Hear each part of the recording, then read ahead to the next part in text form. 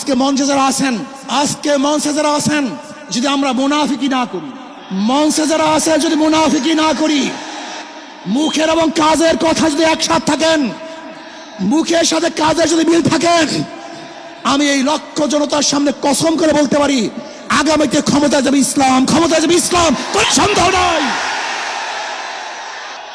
কিন্তু খবরদার যদি মুনাফিকি করি তাহলে এদেশের মানুষ সচেতন হয়েছে, এদেশের মানুষ সব জ্ঞানী হয়ে গেছে। বিশ্বাস করবেন না, একজন রিক্সাওয়ালা, ঠেলাওয়ালা, কুলি মজদুরের বক্তব্য শুনলে আমরা আশ্চর্য হয়ে যাই বাংলাদেশের মানুষ কত সচেতন, তারা কত সচেতন হয়েছে। যদি আমরা মুনাফিকি না করি, যদি আমরা ঐক্যবদ্ধ থাকি, বাংলাদেশে একটা বাক্স ইসলামের নামে দিতে পারি।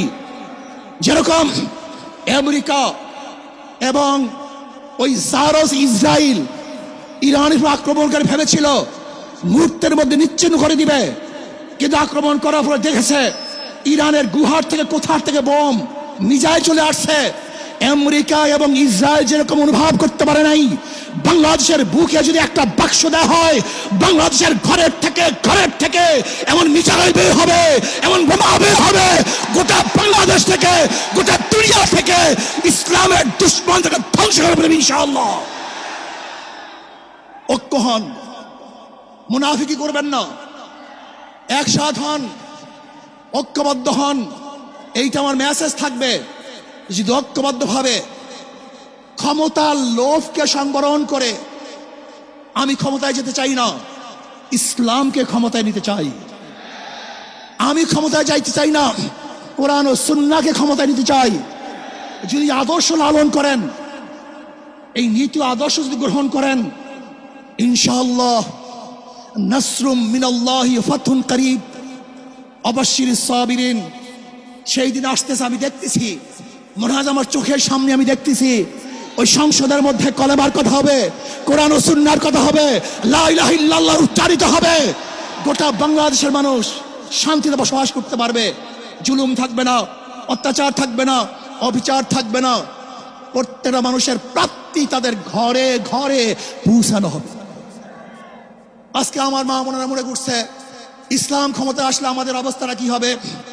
ইসলাম ক্ষমতায় আসলে প্রত্যেকটা মা বোনের ন্যায্য অধিকারকে প্রতিষ্ঠিত করা হবে। ইসলাম ক্ষমতায় আসলে আগামী 5-10 বছরের মধ্যে সমস্ত গরিবরা দরিদ্র সীমার উপরে চলে যাবে।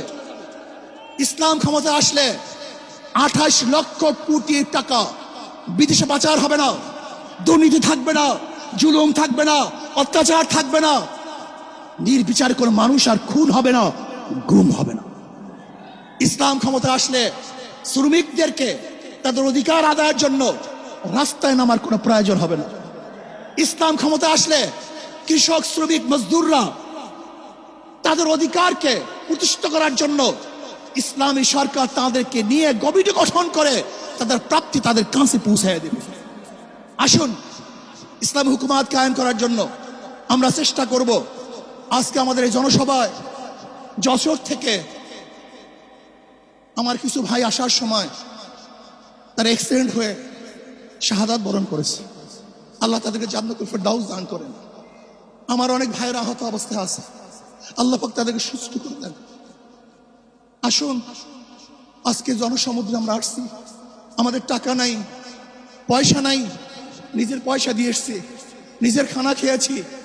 এই জাতিকে, এই দলকে, এই কাফেলাকে গোটা দুনিয়ার কোনো প্রশক্তি পরাজয় করতে পারবে না, থামিয়ে রাখতে পারবে না।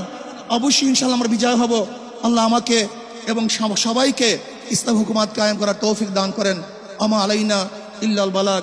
আসসালামু আলাইকুম ওয়া রাহমাতুল্লাহ।